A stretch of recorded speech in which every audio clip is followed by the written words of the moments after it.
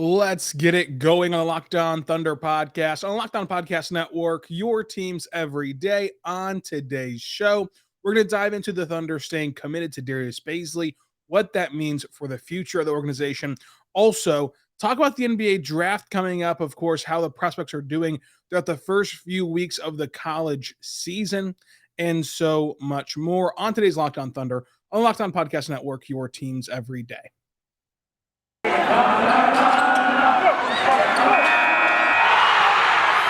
You are Locked On Thunder, your daily Oklahoma City Thunder podcast. Part of the Locked On Podcast Network, your team every day.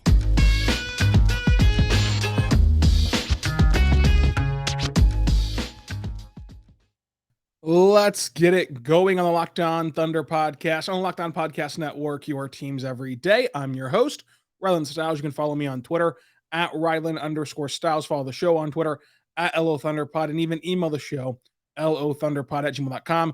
I'm Rylan Stiles, editor-in-chief over at thunderousintentions.com, covering the team for years now, and hopefully you'll join us every single day. We're here for you every day talking Thunder basketball on the Locked On Podcast Network. On today's show, brought to you by TrueBill, we're going to dive into the Thunder remaining committed to Darius Bazley, an update on the NBA draft lottery and the prospects that are within this draft class, an update from the Oklahoma City Blue, and the Thunder Power Rankings. But today's show is brought to you by TrueBill. TrueBill is a new app that saves you money by helping you identify and stop paying for subscriptions that you do not want or need, and even negotiate better deals. So make sure you go check out TrueBill.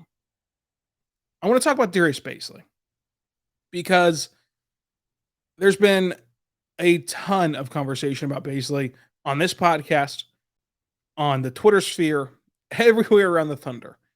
And the majority of the talk that you hear about Darius Bazley, if you go look up his name on Twitter, is going to be incredibly negative, just incredibly negative.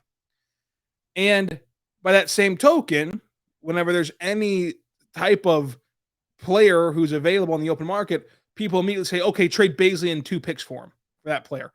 Well, if Bazley's not any good, then that trade's not going to work at all. But the Thunder have remained committed to Darius Bazley.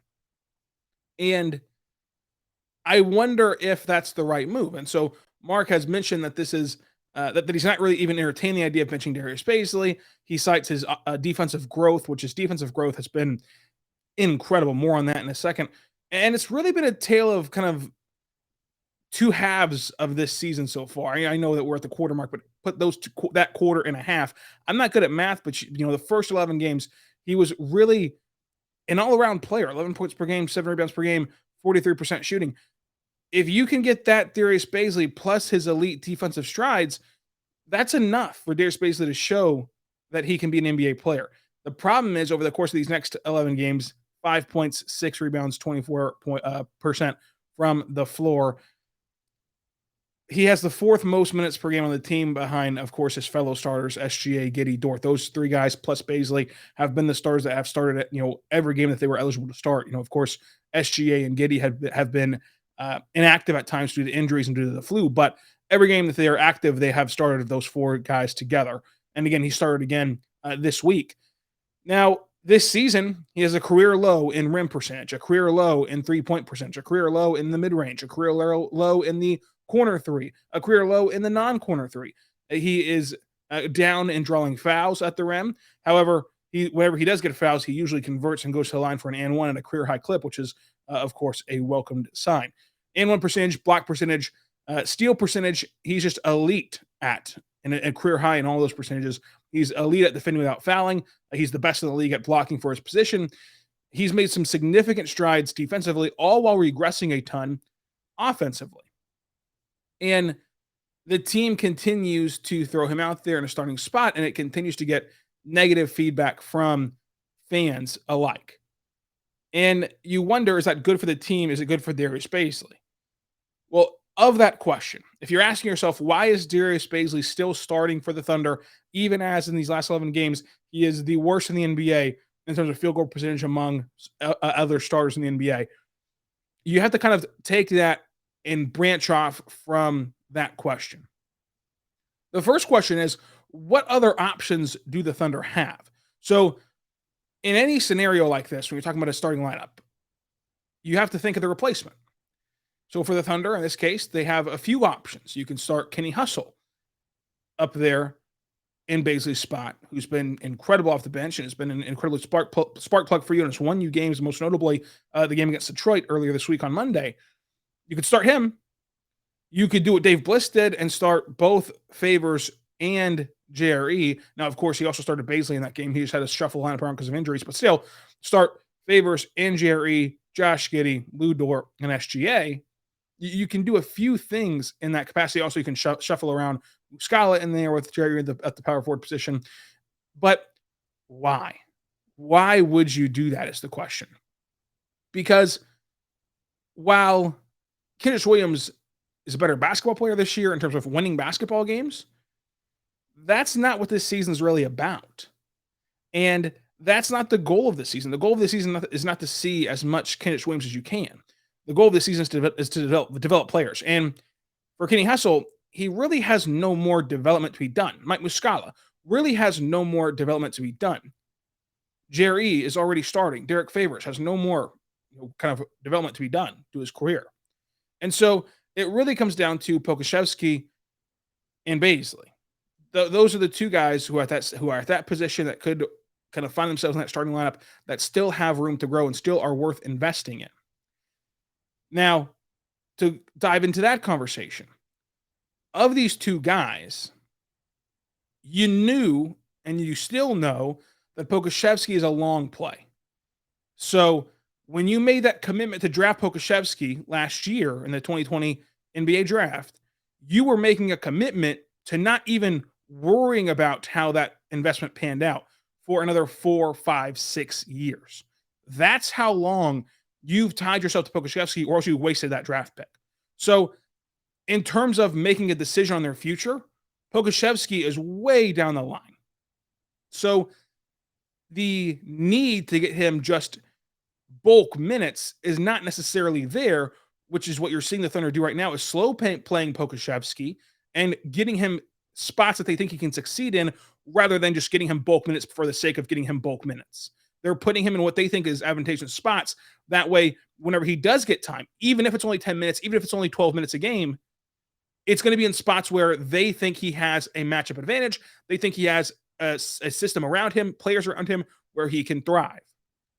And so with Bazley, that time of cutting bait, so to say, the decision to either keep Bazley long-term or let him loose, that's coming up pretty rapidly, but it's not for Pokusevski.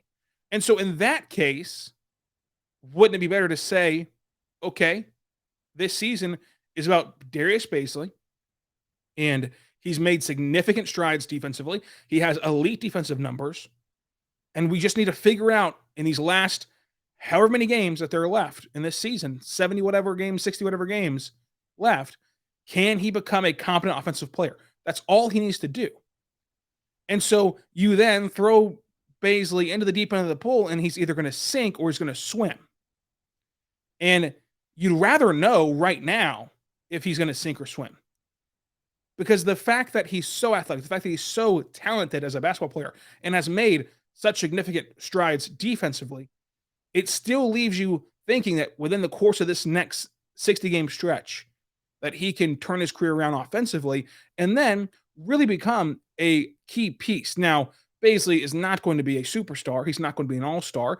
And he might not even be a for-sure starter long-term in this league, but he does have the ability to be a role player for sure, and one that plays in a playoff rotation. And you want to have as many data points as you can possibly have before you have to make that decision. Now, the Thunder have already picked up his contract for next season, but you want to be able to have as much information as possible before you make that decision. You've already made the decision to keep Pokusevski for 5, 6, 7 years. When you drafted him, you knew this is going to be a project that takes a ton of time, a ton of nurturing, and it's going to be worth the investment long term. But Bazley doesn't have that same luxury of having all that time just automatically given to him. And so it's sink or swim time for Darius Bazley. And like it or not, this organization is going to give him this entire season to either find his way above water or to sink, and they'll figure it out later. I still believe in Bazley because of all the things that we mentioned. You know that this is a pro Bazley podcast on here if you've been listening for quite some time. And I think that this is really good for the team. There are some moments where Bazley and SGA have some great chemistry offensively and defensively, and they really help each other on both ends of the floor. Bazley helping out SGA defensively and SGA helping out Bazley offensively. And so I think that for the team's sake, it's great for the front office who is looking to evaluate Bazley and make a decision on him long term. It's good for the team on the floor to get some defense for that first unit. And it's better to elongate their depth, because if you do move Kenny Hustle up to the starting group, even though that he in a vacuum is probably the better player right now in terms of winning, you lose a lot in your depth and second unit. And so then you're trading places. And so where would you rather have that deficiency? Would you rather have the deficiency with a first unit that has Josh Giddey, that has Lu Dort, that has Shea? Lu Dort and Shea have gone off for 30 points apiece, at times with this offense. Or would you rather have Bazley be a casualty on a second unit that does not have enough scoring power and enough offensive power to where the minute that you lose your starters, including Kenny Hustle at this point in this scenario, you lose all sense of offense, you lose all sense of flow, and you are just stuck in the second unit. You have to think long-term, both with this organization and even within trying to play somewhat winning basketball, trying to play somewhat cohesive basketball. It makes more sense for the team as a whole, both long-term and short-term, to keep Bazley in the starting lineup. That's what they're going to do. And so they continue to invest and commit to Darius Bazley, and it's for good reason. It is for good reason. And again, you talk about trades. You want to talk about trades, which we're going to talk about here coming up with the Pacers in the next episode. You want to talk about trades. The Thunder don't have that sweetener right now. They have picks, and we can quabble with how good or bad those picks are, because the only thing that the Thunder can really guarantee is that their pick will be good. The Clippers picks, the Suns picks, the Rockets picks, how valuable will those picks be down the line? That's where the eye of the beholder, of course. But what the Thunder are truly lacking is a sweetener, because Theo Maledon, Darius Bazley, they've both regressed in a huge way to where if you want to send Darius Bazley to Shanghai, as the joke was made on my mentions on Monday, then why do you think that you could send him to Indiana for Sabonis back, or for Miles Turner back, or for any of their talented players back?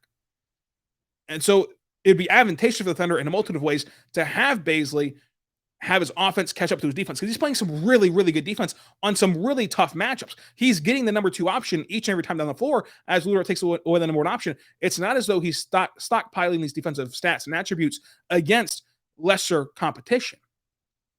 And so everyone should be rooting for Darius Bazley to turn this around and be supporting him to turn this around, because it helps the Thunder both roster construction-wise if he stays in Oklahoma City, and also to make a move long-term. Because if he can become an average player with his athleticism, with his youth, with his defense, if he becomes an average player this year, heading into this offseason, plus your picks, you can find a way to package enough picks with Darius Bazley to make a team think, you know what, we're going to take a shot on this guy. He's very versatile. He can defend 1 through 5. He's a guy that can play the small ball 5 all the way up to the 3 offensively. And he has that elite defensive upside to him. And then plus the picks, now that's a sweetener, because he's really your last chance at having something tangible to throw into a draft package. You're not going to find very many ways to overwhelm a team with simple draft capital. You have to have something tangible they can hold on to and show their fans within the next cycle of a season.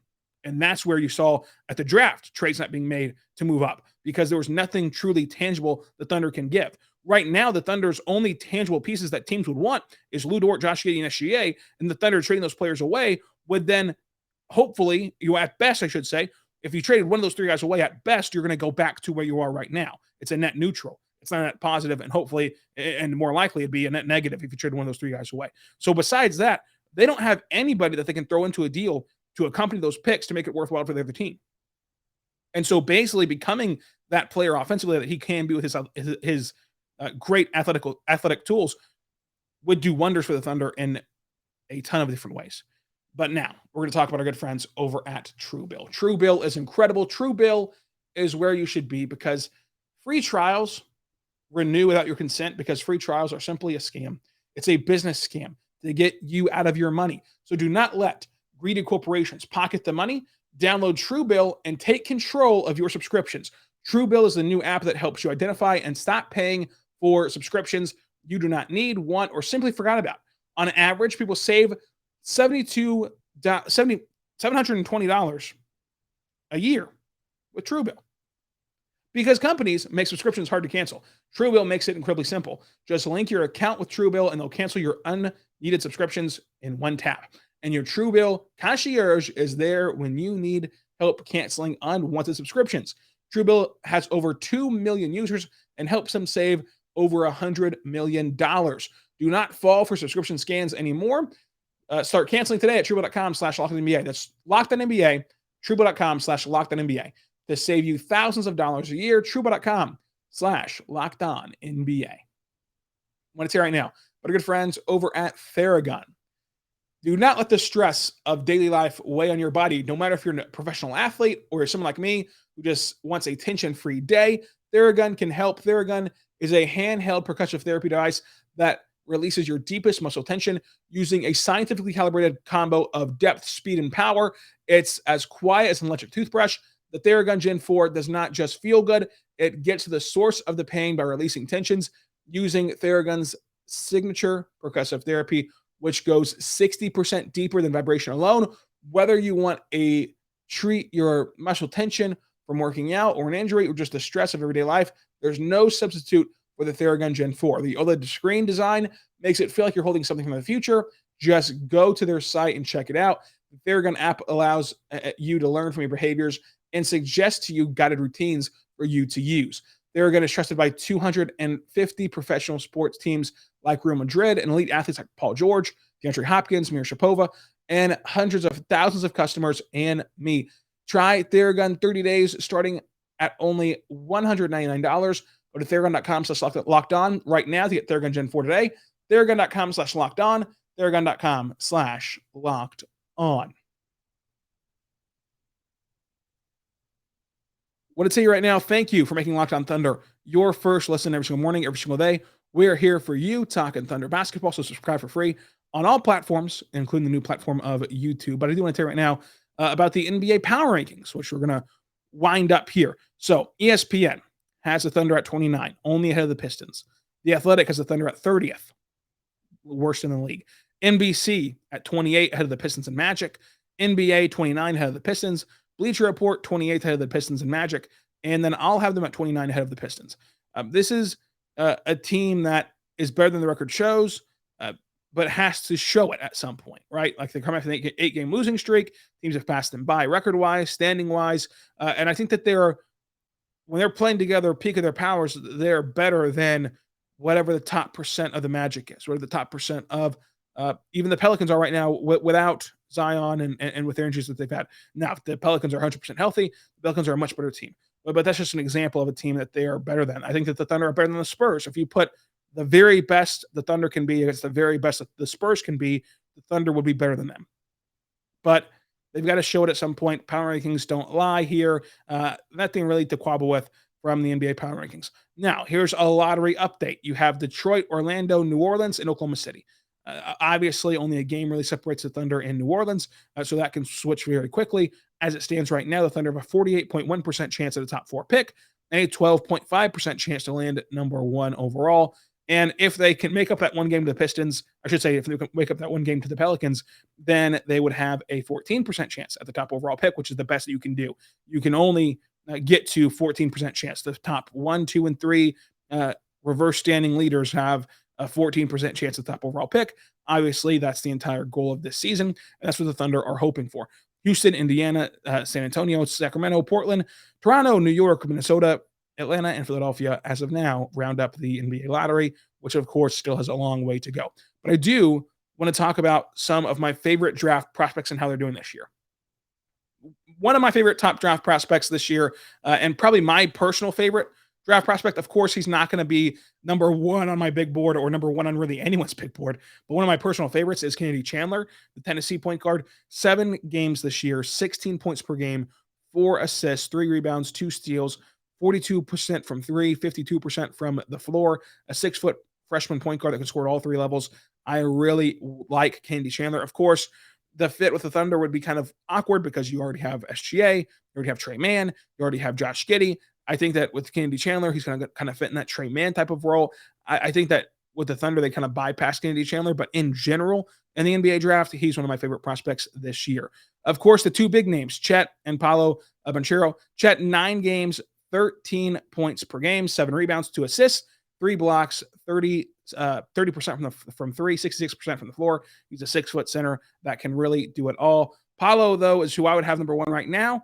8 games, 17 points per game, 7 rebounds per game, 2 assists per game, 50% from the floor, 33% from three, and 83% at the line. He's a 6'10 small forward from Duke. So these are the kind of schools and names you should be watching out for as we continue this college basketball season, which of course is so important to the Oklahoma City Thunder that you'll be paying attention to. And then the 2 Ignite products, Jaden Hardy and Dyson Daniels. Again, I'm not sure that either one of these guys fit with the Thunder in terms of their roster construction and who the Thunder will target in the draft. But Daniels is averaging 10 points per game, 45% from the floor, 29% from three, 5 rebounds, 4 assists per game, a steal, and a block per game. Jaden Hardy is inefficient, but he averages 17 points per game, 3 assists, 5 rebounds, and a steal. I think that Hardy has the tools, but Hardy would be more of an investment for whoever drafts him. He's not going to be kind of ready to take the league by storm, per se, his year 1. He'll be able to do some things, show flashes, and score buckets. But again, that inefficiency is something he's going to have to learn to get out of as he continues to develop as a basketball player. Now, Patrick Baldwin Jr., one of my favorite players as well in this draft, 17 points per game, 8 rebounds, 2 assists, 5 games at Milwaukee, 41% from the floor, 40% from deep. I would love the Thunder to find a way to get Patrick Baldwin Jr. in this draft. He is 88% at the free throw line as well, and his 5 games, 6'9" forward from Milwaukee University. If they can get Patrick Baldwin Jr., that would be a really good pick. I wonder where he'll end up falling, of course, throughout all of this. And, of course, Jabari Smith is another player who's made some strides, 8 games, 17 points, 7 rebounds, 2 assists, and 46% from the floor. There's a ton of different ways to go about this NBA draft. I think that this is a very deep NBA draft. As far as finding starting caliber players, I'm not sure how many superstars past Chet and Paolo you're going to get in this draft, but you are going to get very, very talented players that help you win big long term. And so for a team that will have 3 first-round picks, that's very encouraging to know that this draft class is littered with a lot of talent that you can pick from. I do want to tell you that right now, but our good friends over at Boost Mobile. Listen, folks, you listen to podcasts for the power of knowledge. You switch to Boost Mobile for the power of saving money, because with Boost, you can get power of a free 5G phone so you can listen to all the latest episodes of the Locked On Thunder podcast.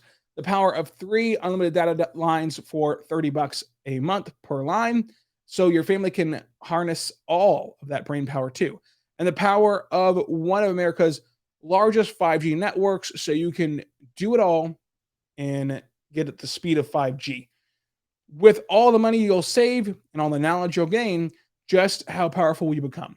Switch to Boost Mobile and find out. Get a free Samsung Galaxy A32 5G when you switch to one of America's fastest 5G networks. More power to save. Boost Mobile. Free phone line limited to a new customer and 1 per line. Additional restrictions apply. Offers coverage not available everywhere or for all phone/networks. See boostmobile.com for details. That's boostmobile.com for details.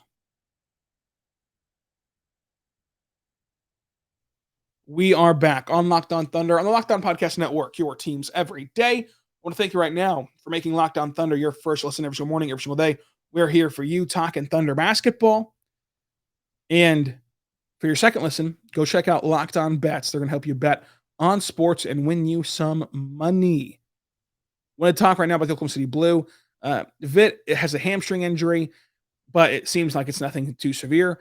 Aaron Wiggins did a great job this weekend defending Jaden Hardy, we talked about before, as one of the top draft prospects in this upcoming draft, as the Blue took on the Ignite. Wiggins did a great job locking down Hardy and just having him in a absolute lockdown mode there defensively. Olivier Starr and DJ Wilson, 2 of the guys who were training camp invites for the Thunder this season, are both playing very well. Wilson is a double machine down there for the Oklahoma City Blue. So here's what's to come. Later on today, you're going to get a preview of the Raptors game, plus talking briefly about the Indiana Pacers in that scenario with them looking to rebuild and trade away some of their key pieces. Thursday, a Raptors recap. Friday, stock watch and Lakers preview. Saturday, a Lakers recap. And Sunday, a Mavericks recap. All coming up this week on Locked On Thunder. So subscribe for free across all platforms to make sure that you never miss an episode. We're here for you every single day, talking Thunder basketball. Follow me on Twitter at Ryland_Styles. And until next time, be good and be good to one another.